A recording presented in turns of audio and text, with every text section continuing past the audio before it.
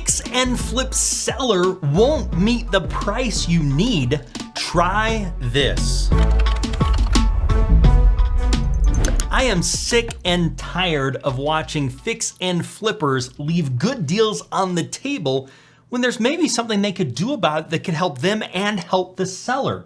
Let me tell you what I mean and what you can do about it. So let's say that you've made an offer to a seller or you've been talking about a price and the seller says, I just can't make that work, I need more money. Well, that's an issue, especially if you can't pay more money because the property is in need of so much work. Well, there's a couple things that you can do, and usually in that situation, you haven't set it up right from the beginning. So we're gonna talk about 4 different things. There's a couple of different ways that you can approach the seller. The number one way to approach the seller is meeting them at the property, getting to know them and building a relationship. And that means you understand what their needs are.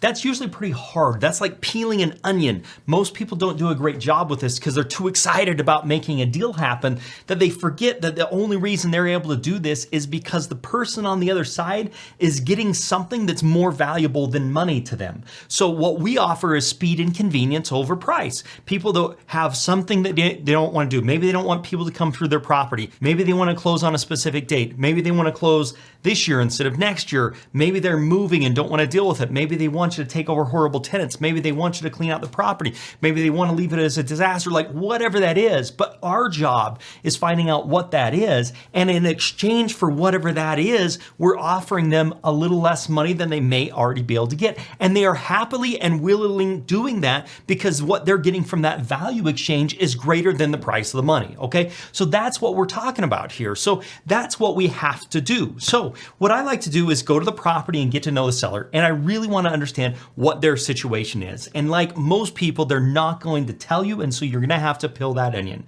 So when you say, hey, what are you guys thinking? Where are you moving? What are you doing? You've got to keep digging. So they'll typically give you one word answers. Oh, we're looking for something else. You know, we're going to be moving. You need to get down to find out that maybe they're going through a divorce, or maybe you're finding out that there's a family member that passed away, or that they have to go live with grandpa and they need to take care of him and they need to move to another state. Maybe you have to find out they've got to move into an apartment complex. Maybe they're going through a bankruptcy or foreclosure, like whatever it is, you've got to understand what the real situation is. This does 2 things, okay? First and foremost is they're going to trust you. If they're going to share that information with you, there's got to be a level of trust, which is why in the beginning, you want to sit down with them and get to know them. Not about the house or anything else. You want to get to know them as a person. What are they trying to do? What's going on? Their kids, their life, their sports, whatever they're interested in, you want to make a relationship with that.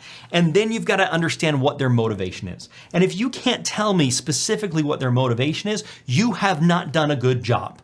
What I'm asking you to understand is the deeper why, other than they just want to sell. Why do they want to, what's happening in their life that's causing them to want to sell this property? You need to be able to answer that question very directly. It can't simply be, oh, they're just interested in moving. Oh, they just want to sell. Oh, they just want some cash. That's a surface level answer. That is not the core deep thing that's causing them to want to unload this property. And that's what you've got to understand is what is the real underlying motivation, not the surface level motivation. You need to see the ocean under the water, not on top of the water. And that's how you can structure the best deal to help them. So more than likely, if you can't come to a price, you haven't done these couple of steps of making a relationship, peeling the onion, and seeing what's under the ocean. You are on the surface of the ocean and you are missing the view. Okay. That's one thing I'd like to say. Now, the next thing I want to talk about is letting them name the price. So lots of times we've met, we've gotten to know each other. I understand their needs. The next thing I like to do then is walk the property, and then we sit down at the kitchen table and say, what are you guys thinking?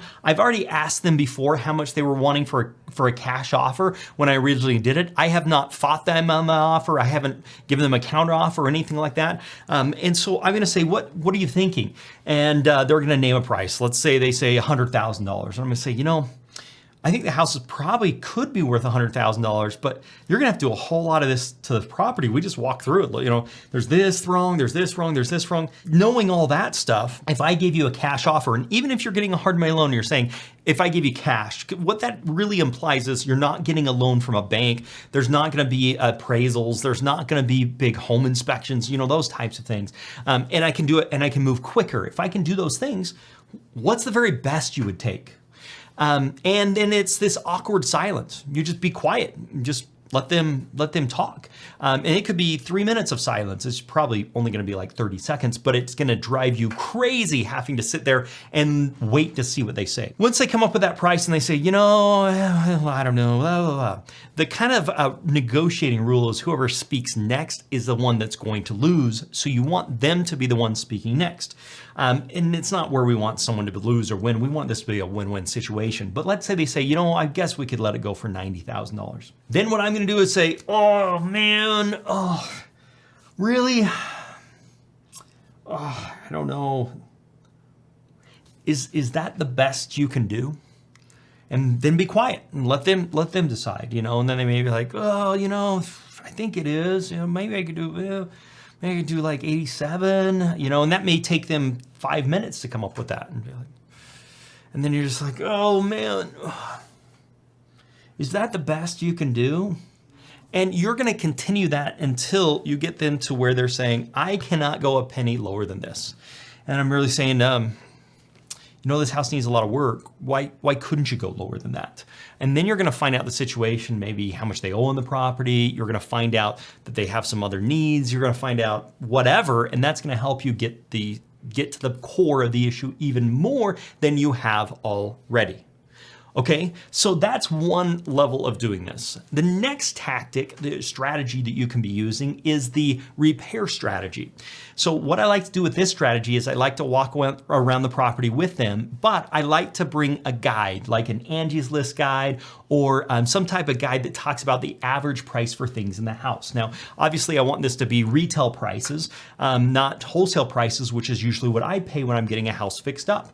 And so I have a sheet, I hand them the sheet. You know, we're walking outside and I'm like, okay, what's going on with the roof here? Oh, there's a leak, there's this, there's that. And how much does it say that roof's gonna cost to fix? And I let them kind of figure it out. Oh, okay, it's, you know, $25 a square foot, this many square foot. And I just write down my paper. So how much do you think that'll be? Grab your calculator real quick. And then they're going through that. And I'm saying, okay, roof is $10,000. Okay. Yo, what's going on here? Man, how long has that been a problem? What's going on? What do we need to do? Okay, furnace. Will you look on that list real quick and tell me what the furnace is going to be? And I'm writing down, okay, furnace is $8,000. Okay. So then I'm going through and building this list and they're participating with me in building this list. So they're on the same page of exactly what's going to need to be done to this property. And they've got an idea of what the retail price, what they would pay if they were getting the work done to the property would cost them. Now, obviously, as an investor, I'm going to be paying wholesale prices to get the work done, not retail prices. That helps create some margin for me. It's not insincere because they would be paying the retail prices, not wholesale prices, because they don't have volume. They're not working with a contractor's repeat business. They don't have the connections, those types of things. They're going to call somebody on Google and they're going to pay retail price. So then that helps them quite a bit because then I'm saying, hey, you wanted $100,000. But you know, this house, we've added it up. It needs $50,000 worth of work to this property, you know, and I was only planning on needing like 20,000. I think the best that I could do is probably like $70,000, you know? So you're getting them involved in that. And that's only something if you've gone through, is that the best you can do doesn't work for you? The next strategy is we talk about the prices of the repairs that actually need to be done to the property. And so then they can help understand what that price actually is, what it's really gonna cost, and can help put them in check for what the house really should be selling for based upon all the needs that are having to do with this house. In addition to that, I want to make sure I hit the hot buttons of what's important to them. Maybe they need to stay in the property a little longer. Maybe they want to sell on a certain date. Maybe they want to move out of one and move into the next one. Maybe they're moving out of state. And I'm saying, so I can do this, but let me tell you, this will accommodate all the problems you have. You can leave everything. You don't have to clean the house up. You don't have to pay any agent fees. That's expensive. That's like 6%. That's going to run you another $6,000. You know, this is without all these types of things, which is going to save you a bunch of money, and it's going to give you what you want, i.e. their motivation for selling the property. You're able to fulfill that to them by doing this. If this strategy doesn't work, the next thing that we're going to be talking about is a strategy where we actually show them comparables. Now, typically what you're going to do is find the lowest comparables you can in the area. You're going to say, this is what some of the houses are selling for. Here's on these streets. Now, I don't recommend this as the first strategy. I recommend it as a third strategy, and that's where we're saying, hey, here's what things are selling for. I've got to make a 10% profit, and you back in the numbers. So you say, hey, this is selling for 150, and I've got to do $50,000 worth of repairs to the property, so that puts it at 100. Then I've got hard money costs. I've got to make a 10% profit. You know, we say yes, that makes a lot of sense. So if the house is going to sell for $150,000, I want to make $15,000 on it. Do you think that's fair for the risk, the time, signing up, getting the hard money loan, those different types of things? Yeah, I think that's fair. Wonderful. So then I back end it and say, well, if it's going to sell for 150 and I'm going to get 15,000 and there's $50,000 worth of work, and we went through that together, right? We know how much work's going to be there, and then I've got to pay for I've got to pay for title fees. I've got to pay for an agent to resell the property. I've got to pay for hard money costs. This is what it comes down to, and then I can just hand them the piece of paper and be like, they see exactly how much I'm making on the transaction, which they like to see and like the transparency. Again, this is not your first strategy. This is going to be your third or fourth strategy that you're going to be using. There's a couple of ways you can make some extra money on this, possibly, and you're not doing this to be devious or anything else. You hopefully will make more money on the repairs because you'll get them for wholesale rather than retail. So hopefully you'll be able to get some money there. Also, hopefully you'll be able to sell the property for a little bit more money. Now I can tell you, when the market's really hot, this strategy of showing the comparables is more difficult because there aren't a lot in the lower range. They're typically in the higher range, but the principle of walking through what that is and showing them how you're going to get paid, for some people, especially if they've got the engineering type mind, they want to understand all the numbers and how it's actually going to work out. Because if we can agree how much I need to make, and we can agree how much the repairs are going to be, and we can agree how much the sales price is going to be, how much we're going to resell that property for, it's really easy to back in and say, this is all I can pay. I can't pay any more than that. Again, this is not the strategy to come out of the gates, but it's a strategy that you can be using if you are having a hard time getting to the actual price. Okay, then the fourth strategy that I want to talk about is seller financing. So the other thing you can do is say, you know what, I'll give you your price, but I am going to have you seller finance it, and I am going to make payments to you of this amount for over 20 years. Now, if you're typically doing that, you want to do seller financing and you're saying nothing about interest. You're not bringing up paying them any interest or anything else like that. Now, there's some ways to do that with subject twos, wraparound finances, or if they have the property free and clear, you're simply saying, I'll make a payment to you every single month. And I found some people, even some older people, are saying, hey, I would love to get a check every single month and not have to deal with anything. That's something that people would like to do, and on occasions that can be great. Now, here's the thing. You can pay more for the property if you're going to have that loan for a long period of time, and if you're not going to pay any interest. You see, if somebody says, I need, I'm offering them $70,000 for the property, and they say, oh, I need $80,000. And I say, great, I'll let you finance that $80,000. I'll make payments to you of $500 a month until it's paid off. Well, that's not an amortized loan. Every payment is going towards principal. I'm going to pay that thing off. Well, let me show you. We're going to pay that thing off. Let's get our whiteboard going here. Let's say we want to buy it for 70 and he wants 80, okay? And I say, okay, I'll pay you $500 a month, and I will pay that off in, how many months is that going to be? Let's take a quick look here. Let's get this. Okay, so $80,000 divided by $500, which would be a month, that's 160 months. If you divide that by 12, that's 13.3 years. Well, normally if you're gonna borrow that money, it would take you 30 years to pay it off. So even if you're breaking even on this and you're making no money monthly, in 13 years, you're gonna have it paid off because all of this is going towards principal, because we're doing a zero interest principal payment loan completely. That's the first place that we actually wanna go. Now, if they want something more than that, then you could say, well, what if we do a nominal interest rate of 3%? But I don't bring up interest unless they bring it up, because I prefer to do this and just make payments and it all goes towards the principal, and I don't have to worry about that. If I have to deal with interest, I will. Now, if they do have another loan on the property, let's say they've got a loan for $50,000 and they've got $30,000 worth of equity in this situation, what I will do is I will pay this $50,000 if their payment on that, I don't know, let's say their payment on that is like $400. And then I can say, well, I'll pay you $150 a month on this one.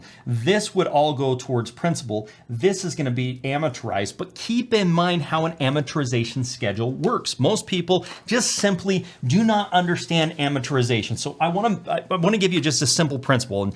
And this is just so you understand the concept. I'm not, having perfect math or anything on this, but let's just say your payment is $1,000 a month. This is year one, okay? Year one. Then you've got year 30. Let's just say it's a 30-year loan, and your payment, if it's a fixed interest rate, is going to stay the same, except for taxes and insurance if that goes up or down. But we're going to say, don't worry about taxes and insurance going up and down, because your payment is going to be the same if you have a fixed rate and a 30-year loan, which is what I recommend if you're doing rental properties. That's what you want to do. You don't want to deal with variables and deal with that type of stuff. Now, so the question is, what happens? Well, part of this money goes towards interest, and part of the money goes towards principal, okay? When you first start paying this loan, the interest is going to be the majority. It's going to be like $9.80 a month, and only $20 goes towards principal.